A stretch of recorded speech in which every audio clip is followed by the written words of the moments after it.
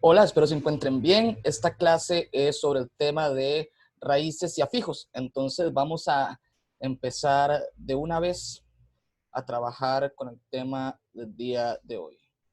Permítanme para compartirles acá la presentación, ir trabajando juntos un poco este tema de raíces y afijos.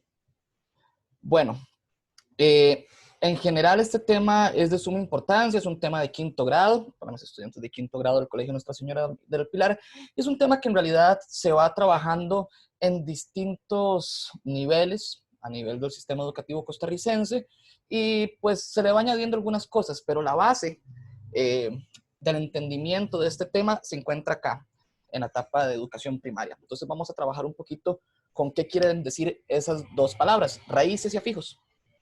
Entonces, bueno, ¿de dónde surgen las raíces y los afijos? Aquí viene una parte un poco más histórica, si se quiere, donde nos cuentan que en todas las lenguas hay un fondo de palabras originales o primitivas, todas aquellas que provienen de otros idiomas, pero como estas resultan insuficientes para las necesidades de la expresión, las lenguas van formando nuevas palabras sobre la base de las que ya tienen por medio de procedimientos que son derivación y composición. ¿En sí de qué trata esto? Ustedes saben que las lenguas modernas, es decir, las lenguas que se hablan actualmente en el mundo, no nacieron simplemente porque un día la gente dijo, vamos a empezar a conversar en español, vamos a empezar a hablar en inglés, vamos a empezar a hablar en chino, etcétera, sino que ha sido un desarrollo histórico, por decirlo en cierta manera, ha sido un desarrollo de todo un proceso como humanidad donde las personas en distintas partes del mundo empezaron a comunicarse de maneras distintas. De ahí surgieron distintos idiomas y estos idiomas por distintos motivos, muchas veces cuestiones políticas, muchas veces inclusive relacionado eh, a temas más bien sociales, por ejemplo, se empieza a desarrollar el lenguaje en distintos ámbitos. De hecho, nuestro idioma español, como ustedes bien saben, básicamente nace de dos lenguas previas, ¿verdad? Eh, que son el griego, por un lado, y el latín. Esto, de hecho, se puede estudiar mucho más a profundidad y es bastante interesante porque, de hecho, la mayoría de palabras que nosotros utilizamos van de hecho, a nacer o a salir de alguno de estos dos idiomas. Y vamos a ver que se van a repetir muchísimas formas que se utilizan tanto en el griego como en el latín para el español. Aquí les presento un pequeño árbol, ¿verdad? Que nos muestra un poquito esos idiomas base o esas lenguas eh, de donde surgen otros idiomas. Por ejemplo, ahí tenemos, si lo ven, en la lengua romance, que es decir, todas aquellas que vienen del latín, bueno, se derivan a su vez entre aquellas que, por ejemplo, son de la parte ibérica, ahí tenemos el español y el portugués, por ejemplo, aquellas que son italianas, ¿verdad? Por acá, etcétera. El francés por allí. Todas estas lenguas nacen de alguna u otra manera gracias a la evolución y el desarrollo de los lenguajes y por sobre todo al proceso pues que los distintos países, que los distintos grupos de vida empezaron a llevar, ¿verdad? Entonces, justamente las raíces y los afijos surgen porque pues tenemos estas palabras que nacen desde otros idiomas y que pues llegamos a utilizar después de muchos años en nuestros propios idiomas, pero sucede lo siguiente, y es que necesitamos otras palabras. Aquellos idiomas base, como los que menciono, el latín, el griego, no nos dan todas las posibilidades para poder expresarnos. Entonces, ¿qué? En el desarrollo de la lengua se van añadiendo partes, se van quitando partes. Entonces, en ese proceso es cuando justamente se van formando las raíces y los afijos. Entonces, vamos a ir uno por uno viendo qué significa cada uno de estos conceptos. Acá está el concepto un poco más, vamos a decirlo así, específico, pero nosotros vamos a tratar, o voy a tratar de explicarles un poquito en un lenguaje más sencillo qué significa. Dice que el lexema o raíz, es decir, lexema o raíz son la misma palabra, es la partícula, es decir, es una parte de la palabra que nunca falta en ninguna palabra, ojo, y que porta el significado original y primigenio de la misma. Es decir, en la parte de la raíz es donde vamos a encontrar el significado de la palabra. Y es decir, denota la familia de la que procede. Ahorita vamos a hablar de a qué nos referimos con familia. Así es como todas las palabras que comparten un lexema, es decir, todas aquellas palabras que tienen la misma raíz o una raíz similar, las llamamos familias léxicas. Entonces, ¿a qué nos referimos? En toda palabra va a haber una parte que es como la base de ese significado. Y la base de ese significado se va a llamar raíz o lexema. ¿Y qué es lo que sucede? Todas las palabras que comparten una misma raíz las vamos a llamar familia léxica o que comparten una familia léxica. Vamos a ver quizás un ejemplo y con esto queda un poco más claro. Por ejemplo, tenemos la palabra mar, ¿verdad? Que sabemos que se refiere justamente al mar, se encuentran las playas, etcétera, las olas, todo este tipo de cosas. Ahora vean qué interesante, porque de la palabra mar yo puedo sacar distintas palabras. Marítimo, marino, bajamar, por ejemplo, marejada, marinero. Todas estas palabras tienen significados distintos. Es decir, algo marítimo, bueno, es un adjetivo que referente al mar, similar a marino, por ejemplo, marinero, por ejemplo, que es una persona que navega sobre los mares. Son palabras distintas, pero todas se caracterizan ¿por qué? Porque tienen la misma raíz. Vean que se repite la palabra. Mar, mar, mar. Es esa parte que da ese significado. Es decir, sabemos que la palabra mar a qué se refiere y que en todas estas palabras están de alguna u otra manera relacionadas al mar. Espero que se pueda entender bien. Ahora, vean qué interesante. Vean que una raíz puede estar al inicio o al final de la palabra, pero siempre es la que le va a dar significado a esa palabra en particular. Entonces, a todo este conjunto de palabras que podemos sacar de la raíz mar, llamamos familia léxica. ¿Por qué? Porque son todas aquellas palabras que están relacionadas de una u otra manera a este concepto, al concepto de mar. Muy bien, ahora pasamos entonces a los afijos. Existen dos tipos de afijos, sufijos y prefijos. Vamos a trabajar de manera específica en cada uno de ellos, pero vamos primero con un concepto general. Los afijos son estas partículas añadidas o añadidos que incluimos en las palabras, particularmente en las raíces, con el objetivo de modificar su significado. De esta forma, nuestra lengua puede reaprovechar, el léxico que ya tiene para designar un mayor número de realidades, es decir, un mayor número de cosas, sin tener que inventar una palabra desde cero. Entonces, ya les dije que existen dos, que son sufijos y prefijos. Vamos a ir trabajando uno a uno. ¿Qué son los prefijos? La prefijación es el mecanismo de formación de palabras que consiste en anteponer un afijo a la raíz de una palabra. Yo sé que suena un poquito complicado, pero vamos a ver qué significa eso. Con los ejemplos tal vez va a quedar un poco más claro. Este afijo recibe el nombre de prefijo. Entonces, ¿cómo funciona? Es una partícula, es una parte que se le añade a la raíz, pero ojo, el prefijo va antes de la raíz y el sufijo va después. Esa es la gran diferencia. Entonces, ven, por ejemplo, aquí tenemos primero un afijo y luego la raíz. Vamos a ver algunos ejemplos. Por ejemplo, el prefijo a o an. Es un prefijo muy interesante porque, como yo les conté, el español viene de dos lenguas base, que son el latín y el griego. Entonces vean, por ejemplo, que en a y an son prefijos griegos, es decir, vienen del griego y lo que significa es lo contrario. ¿En qué sentido lo contrario? Bueno, porque lo utilizamos para tomar una raíz y decir que se refiere a lo contrario de esa raíz. Vean, por ejemplo, la palabra amoral. Amoral, ¿qué significa? Lo contrario a moral. Aquí estoy señalando, ¿verdad? Con en negrita el prefijo y la raíz está en normal. Entonces, vean, amoral viene entonces de a, que significa contrario, o sin. De hecho, también se puede utilizar como, es un prefijo griego que también se puede utilizar para referir a que algo no tiene o que algo carece de. Amoral significa entonces que carece de moral. Apolítico, la raíz es político, o polis, ¿verdad? Que también es griega. Y a significaría entonces que carece de política, que no tiene política. Asimétrico, por ejemplo, vendría de simetría, que significa dos cosas que se parecen o que tienen igual metro, igual forma. Asimétrico significa entonces que carece de formas iguales.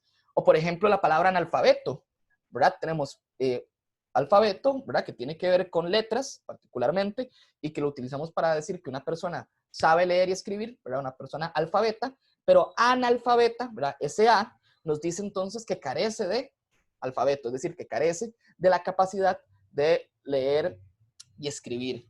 O por ejemplo tenemos la palabra anaeróbico, donde tenemos aeróbico que tiene que ver con, igual es griega, que tiene que ver con el aire, oxígeno, también se puede traducir, y ana que significa que no tiene, es decir, que carece de oxígeno, que carece de aire.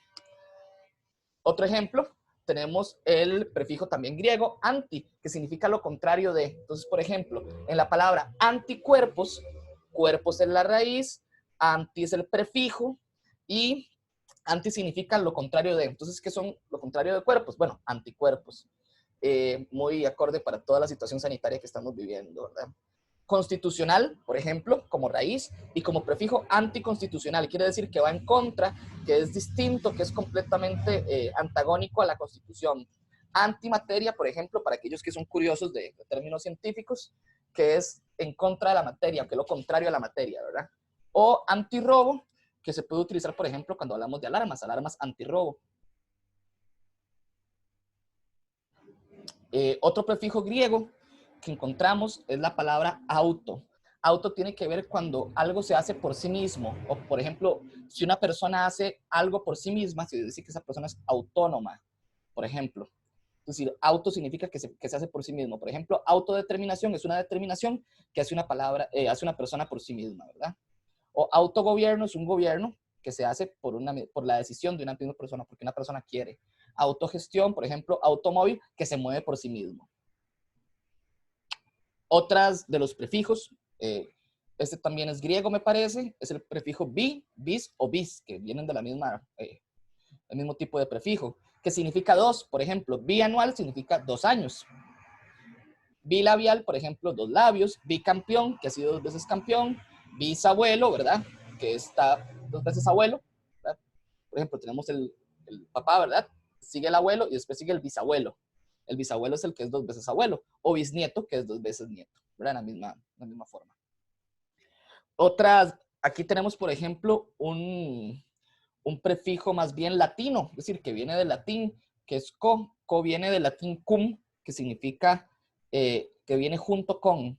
Entonces, por ejemplo, coautor quiere decir que 2 personas, o que esta persona, el coautor, trabajó junto con otra para crear algo. Cooperar, por ejemplo, que juntos operan, ¿verdad? Codirector, que juntos dirigen. Eso es el prefijo co. Otro prefijo es el prefijo contra, de donde viene, por ejemplo, contraatacar. Contra quiere decir que se antepone a, creo que ese también es latino, si no me equivoco. Se antepone o que está frente a atacar, frente a la portada, contraportada, por ejemplo, en el caso de un libro. Contraorden, que está enfrente del orden. Y contrarrestar, que está enfrente, ¿verdad?, al resto, ¿verdad? Contrarrestar. Es decir, se utiliza como en el sentido de repeler, de ir en contra de algo. Otro de los prefijos, tenemos el prefijo des, que se utiliza para referir a cuando algo sucede lo contrario. Por ejemplo, peinar, ¿qué es lo contrario a peinar? Despeinar. Algo usado, ¿qué es lo contrario a usado? Desusado. ¿Qué es lo contrario a hacer? Deshacer. ¿Qué es lo contrario a contento? Descontento. Y también, muy similar, este me parece también que es de origen latino, dis, que dis significa que no tiene algo, que carece de algo. Por ejemplo, discapacidad, que no tiene capacidad, ¿verdad? Por ejemplo, es la raíz etimológica de la palabra. Discontinuo, que no tiene continuidad, es decir, que algo no sigue un patrón específico. O disconforme, que no tiene conformidad, que algo no me conforma, que con algo no estoy de acuerdo o 100% de acuerdo. Ahora, existen otros tipos de afijos que se llaman sufijos. Ya vimos los prefijos, que son los que se colocan antes de la raíz. Y ahora vamos con los sufijos, que son los que van después de la raíz. Y dice al contrario que los prefijos, los sufijos son partículas que se posponen a la base de una palabra, es decir, que van después, modificando de esta manera el significado original de dicho lexema. Entonces, como les dije, tenemos primero la raíz y le añadimos entonces el afijo. Vamos a ver algunos ejemplos. Tenemos la palabra o el sufijo able, por ejemplo, en las palabras amable, ¿verdad? Donde amar tal vez es la raíz, o am, y hable quiere decir ¿verdad? Que se puede amar, o agradable, alguien que puede agradar. Ario, por ejemplo, también lo utilizamos con la base revolución, en este caso revolucionario, ¿verdad? Una persona que hace revolución, o destinatario, la persona a la que está destinada. Ero también se utiliza, por ejemplo, muchísimo hablando de profesiones. Por ejemplo, panadero. Es decir, pan o pana, ¿verdad? Que tiene que ver con pan. Y ero, que es la persona que hace el pan. O ingeniería, por ejemplo, que es una carrera. Tenemos ingeni, que viene también de ingenio, por cierto. Y ero, que quiere decir la persona que hace ingeniería. Vean qué interesante. Or, por ejemplo, lo utilizamos también en estas dos palabras. Resplandor, ¿verdad? De resplandecer, ¿verdad? Resplandor, que sería la raíz.